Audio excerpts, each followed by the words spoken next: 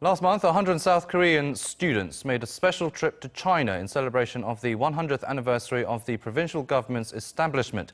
In the first of our two-part series, we'll share with you a brief summary of the 10-day trip. Our Lee Ji-won, who was traveling with them, has this report.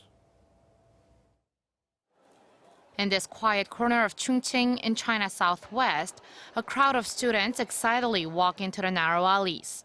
Their destination is the site of the Korean Provisional Government during Japan's colonial rule of Korea from 1910 to 1945.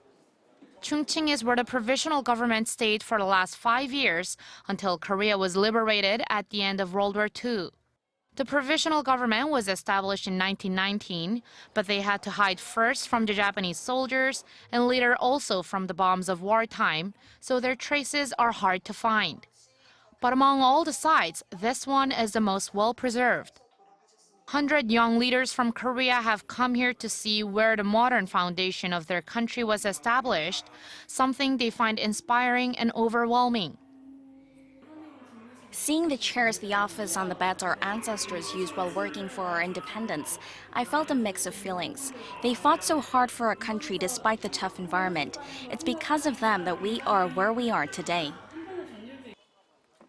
In celebration of the 100th anniversary of the establishment of the provisional government, South Korea's Foreign Affairs Ministry organized this trip so that the young leaders of Korea can follow the footsteps of their ancestors.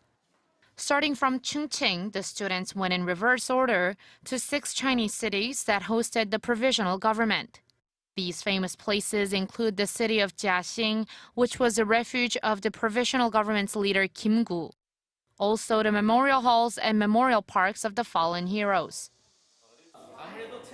It's very different from what I read in books, and seeing these historical sites in reverse order showed us what unfavorable environment and situation our ancestors first started in.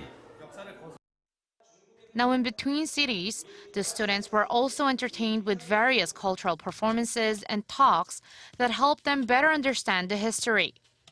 One of them was a talk with the families of the independence fighters. Lee So-sim, daughter of Lee Da-il, who participated in combat against Japan, fought very hard for the restoration of the Chongqing complex. And during her talk to the students, she emphasized that history must not be taken for granted. Korea has prospered like it has thanks to the sacrifices of the provisional government. But it seems like not many remember the history. For Korea to become a greater country, we must not forget the blood shed by those activists. That is what I wanted to share with the students today. Lee Ji-won, Arirang News.